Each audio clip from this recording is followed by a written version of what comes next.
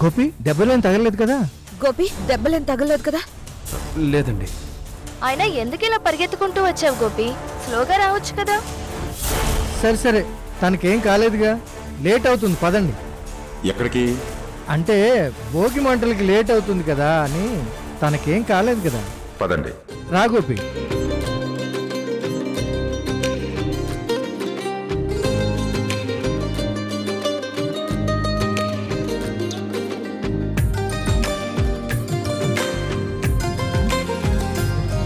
గోపి ఇప్పుడు పర్లేదు కదా? పర్లేదండి. తారా, నేను ఇంతవరకు గమనించలేదు. ఈ లుక్ ఏంటమ్మా కొత్తగా?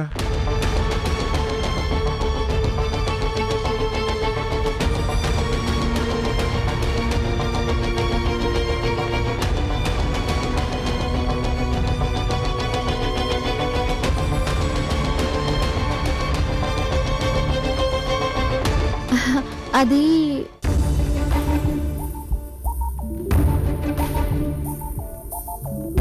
ఇది మరీ అన్యాయం డాడీ. నేను ఇంతసేపటి నుంచి ఇక్కడే ఉన్నాను, నన్ను అడగనే లేదు, తనని మాత్రం అడుగుతున్నారు.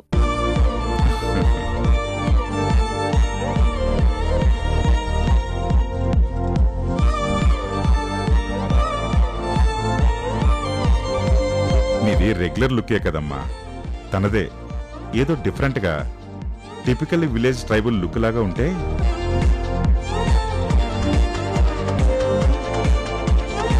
అంటే ఫెస్టివల్ కదా అని డిఫరెంట్ గా ట్రై చేశాను సార్. ఓ,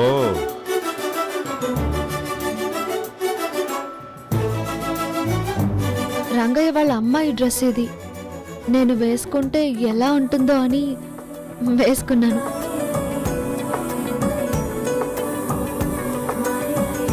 గుడ్, చాలా బాగుందమ్మా. నీకు బాగా సూట్ అయింది కూడా. Thank you sir.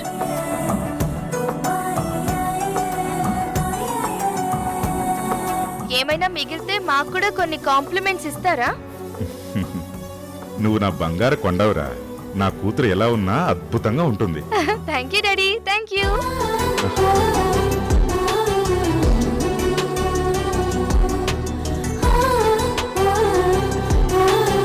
అవును డాడ్, అసలు ఈ భోగి మంటలు ఎందుకు వేస్తారు? యశోదా, నువ్వు చెప్తావా? ఎందుకేంటి సృజన?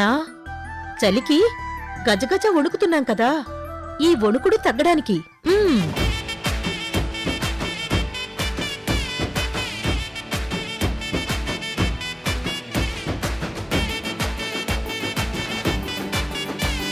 తారా, నువ్వు చెప్పమ్మా.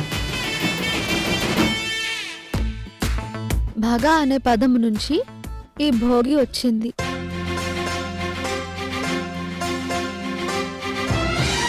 దక్షిణాయనానికి ఆఖరి రోజున భోగి పండుగను భావిస్తారు.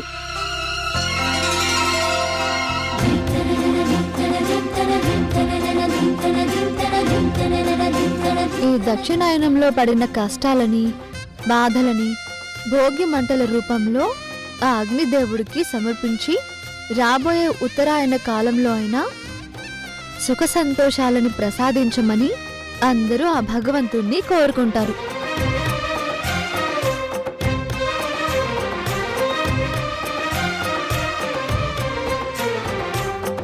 అంతేకాకుండా ఈ భోగి మంట చల్లారాక వచ్చిన బూడిదని మనకిష్టమైన వారికి విభూదిలా రాస్తే వారితో తమ బంధుత్వం కలకాలం నిలుస్తుందని నమ్ముతారు.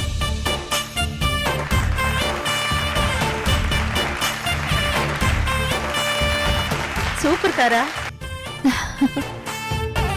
వెరీ గుడ్ అమ్మా, చాలా బాగా చెప్పావు తారా.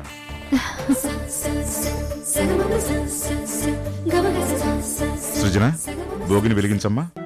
సరే.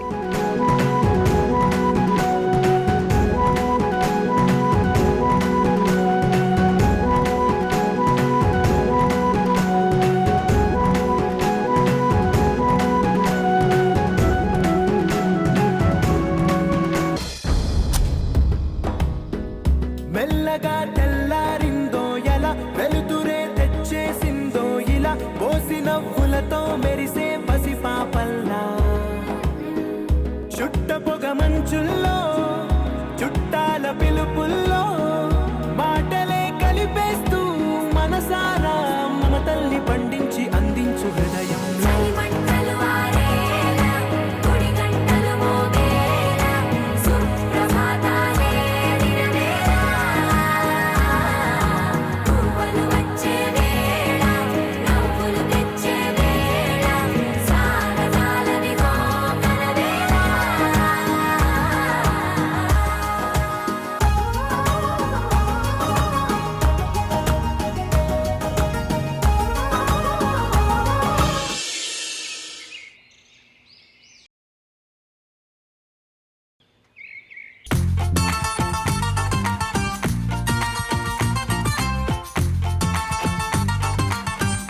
మా ఆయనతో నా బంధం ఎప్పటికీ ఇలాగే ఉండాలి.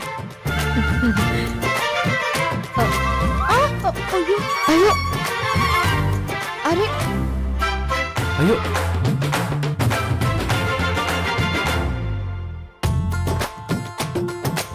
విపత్కర కోరికలు కోరితే దేవుడు కూడా దండిస్తాడు.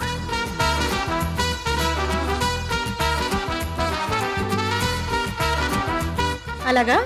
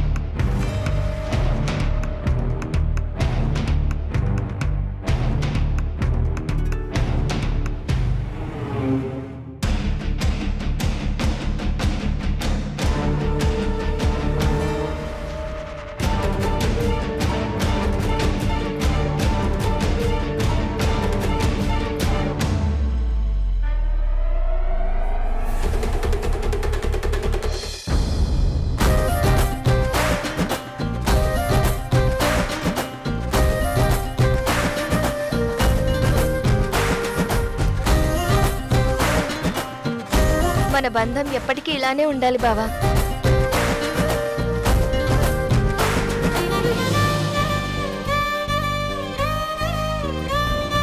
అత్తే లేదని బాధపడకు, నీకు మేమంతా ఉన్నాం.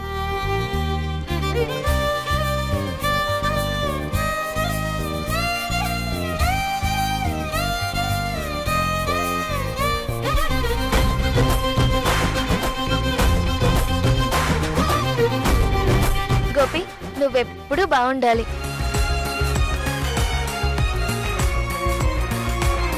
నీకు త్వరగా నీ గతం గుర్తు రావాలి.